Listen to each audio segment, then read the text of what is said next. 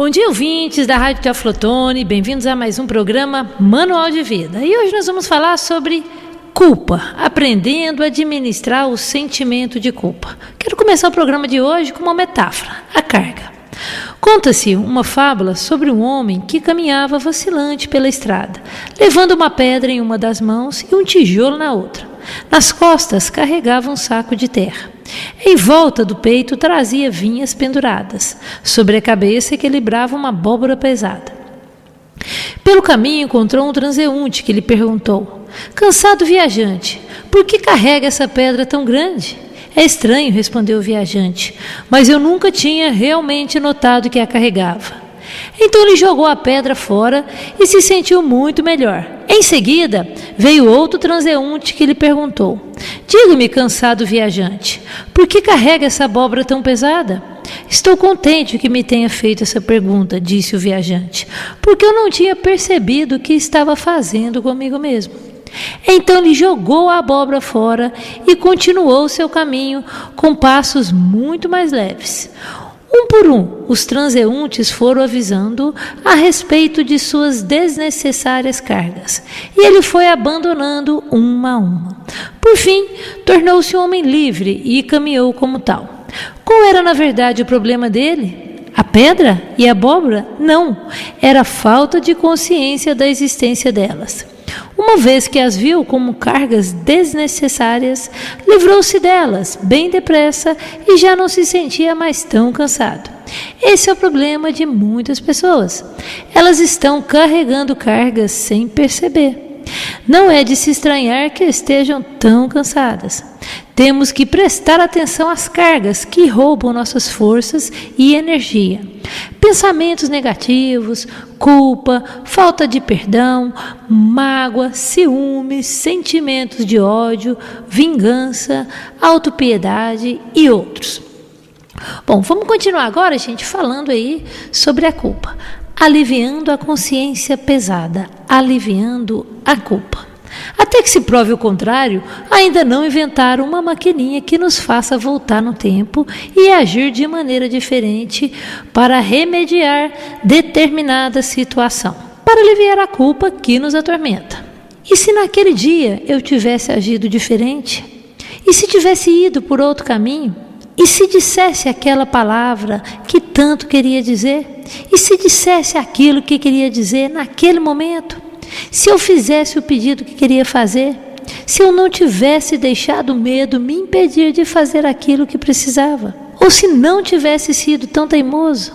Se tivesse ido mais devagar? Se tivesse levado ao médico antes? Ninguém tem bola de cristal para saber o que aconteceria. E o que está feito, está feito.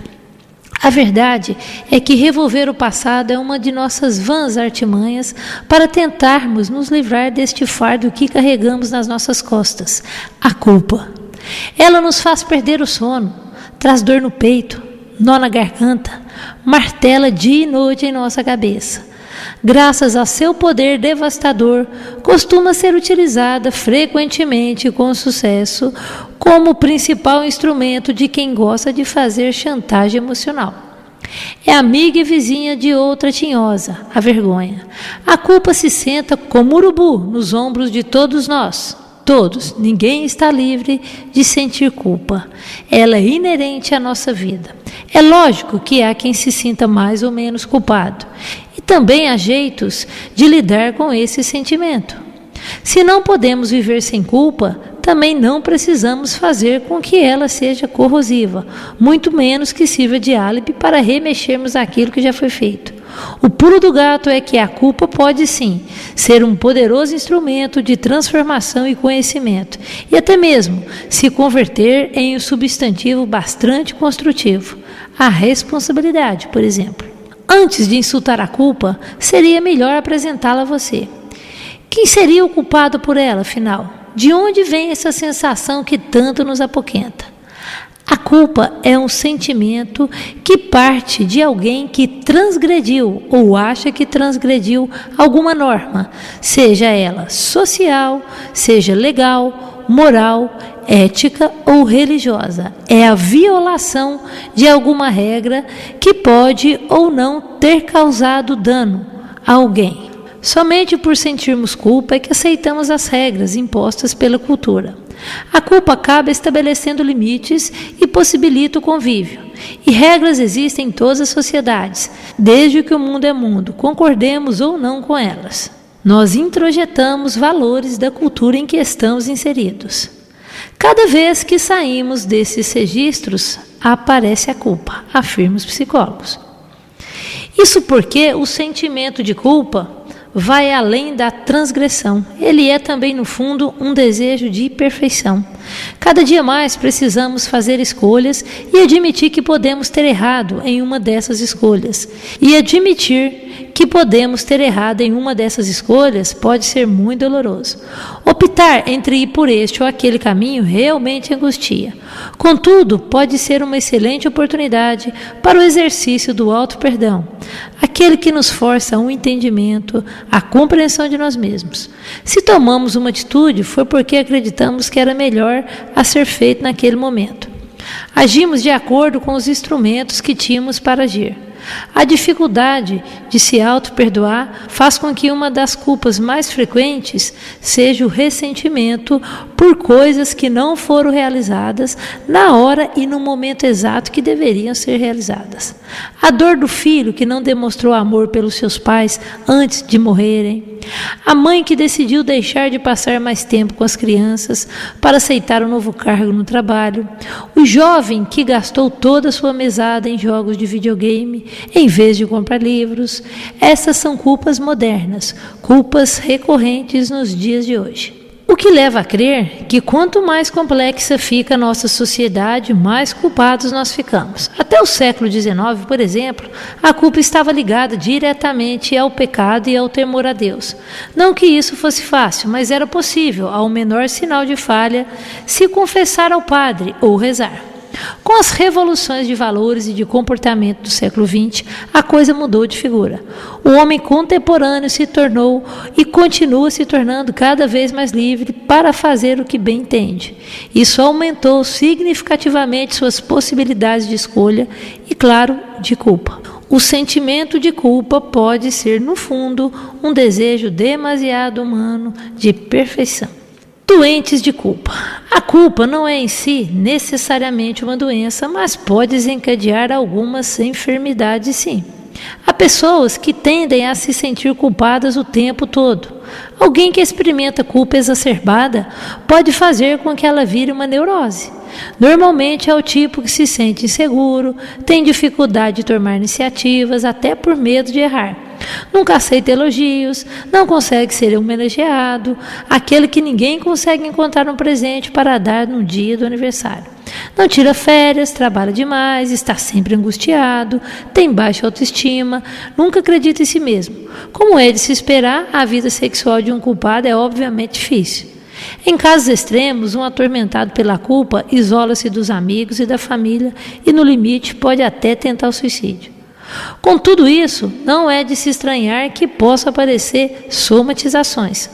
A depressão é a doença mais comum dos culpados crônicos. O remorso também pode, em alguns extremos, levar ao alcoolismo e ao consumo de drogas. E para tratar tais sintomas, é preciso chegar à fonte do problema, ou seja, a culpa. A terapia deve ser profunda, chegar até onde mora o sentimento, uma vez que a culpa não é uma emoção passageira. Qual a diferença entre uma coisa e outra? A emoção é algo mais primitivo, surge mais espontaneamente no ser humano, mas costuma ser transitória, passa logo. Arroubos de paixão pode ser um bom exemplo de emoção. Sem contar que a emoção é uma sensação visível. Alguém apaixonado fica ruborizado ao ver o objeto de sua paixão. Já o sentimento é outra história. Este é pautado pela cultura, pelo modo de vida e pelo aprendizado social. Aprendemos a ter sentimentos no decorrer da vida, com pais, professores, amigos, líderes espirituais. Assim vamos aprendendo a sentir culpa cada vez mais e mais. Por isso ela acaba se enraizando. A culpa pode ser venenosa quando excessiva e causar até doenças, mas também ela precisa existir, pelo menos um pouquinho. Na dose certa, ela demarca os limites do que podemos ou não fazer, dos nossos valores e daquilo que consideramos ético e justo. Apenas pessoas com distúrbio de caráter são capazes de infringir regras sem sentir o mínimo de arrependimento, sem sentir o mínimo de culpa. Dados da Organização Mundial de Saúde mostram que 1% da população mundial é portadora do distúrbio. Ou seja, 1 em cada 100 pessoas é capaz de causar o mal sem ter um pingo de culpa. No mundo de hoje, a culpa ganha contornos terríveis, por um lado, e invisíveis por outro. Vivemos uma crise de valores. Falta-nos uma mediação para lidar com isso. Essa mediação talvez seja um pouco de culpa. A melhor maneira de você se aliviar da culpa é acertar a crítica por suas ações, desculpar-se e reparar o dano causado, escreveu o psiquiatra americano David Viscott. Quem assume uma responsabilidade está tirando a culpa da sombra, está jogando esse sentimento para fora. É o primeiro passo para o entendimento do que aconteceu e por que aconteceu, para a sua compreensão. O sentimento de culpa é a punição que damos a nós mesmos pelo erro cometido. Não é possível não errar, o erro é inerente à natureza humana. Ele é necessário à nossa vida. Na perfeição humana está incluída a imperfeição. O erro é uma das formas de evoluirmos para melhor, como pessoa, pois ela nos avisa de uma mudança a ser feita. Algumas pessoas nos perguntam: mas como avançar em relação a esse sentimento? Como arrancar de mim este hábito de me deprimir com os erros cometidos? Só existe uma saída para o sentimento de culpa. Vamos imaginar aqui. Imaginemos por um instante que estamos à morte e nossos sentimentos deste momento são de angústia, tristeza e frustração por todos os erros cometidos, por tudo que deveríamos ter feito e não fizemos. Remorsos pelos nossos fracassos como pai, como mãe, como profissional, como esposo, como amigo, como esposa, como religioso, como cidadão. Mas ao mesmo tempo estamos com um profundo desejo de morrer em paz, de sair desse processo íntimo de angústia e morrer tranquilos. Qual a única palavra que, se pronunciada neste momento, sentida com todo o coração, teria o poder de transformar a nossa dor em alegria, o nosso conflito em harmonia, a nossa tristeza em felicidade? Somente uma palavra teria essa magia. A palavra é perdão. Perdoar é abandonar a dívida. Bom, gente, é muito importante, a gente ter consciência dos nossos erros, para que, quando o outro errar, para que a gente consiga, inclusive, lidar com o erro do outro de uma forma melhor, tendo a consciência que nós também erramos, né? É aquela história: perdoe, porque você também erra. Bom, gente, eu vou terminar o programa de hoje aqui. Quero contar aqui uma pequena metáfora, né? Era uma vez um rapaz que ele precisava atravessar um rio e ele não tinha como.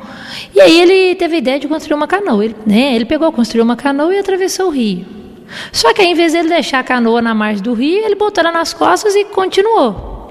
A canoa tinha sido tão útil para ele ao atravessar o rio, ele achou que também seria útil na caminhada. Vamos fazer uma comparação. Assim somos nós. Ficamos apegados no passado, às nossas culpas, e os transformamos em um pesado fardo em nossas vidas. Vamos fazer uma comparação. A canoa é a culpa, o lago, o erro. Assim como a canoa nos leva de um lugar a outro e depois devemos deixá-la na margem do rio, também a culpa serve para nos levar de um lugar a outro. Ou seja, da não consciência do erro à consciência do erro e do aprendizado e transformação positiva, evolução advindo da percepção do erro e do aprendizado decorrente dele. Feito isso, devemos abandonar a canoa da culpa para seguir adiante. A culpa exagerada é perda de tempo, pois enquanto estamos nos culpando, não estamos aprendendo nada de novo, e sim repetindo o aprendizado que já temos.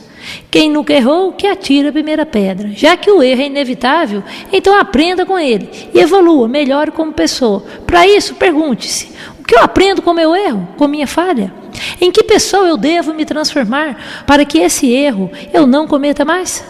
Qual virtude eu devo desenvolver para eu não mais cometer esse erro? E agora, lembrando aí de Viktor Frankl, para que eu fiz isso? Para que eu faça o que de bom para essa pessoa, outras pessoas ou o mundo? Para que eu me transforme em que pessoa? Quando encontramos um para quê no erro que cometemos, ou seja, uma utilidade positiva, algo bom que podemos construir a partir daquele erro, conseguimos então o como lidar com ele. Bom, gente, vou ficando por aqui. Bom dia a todos, até semana que vem. Tchau. Teófilo Otoni, capital mundial das pedras preciosas e dos valores humanos. Lapidando pedras e agora lapidando gente.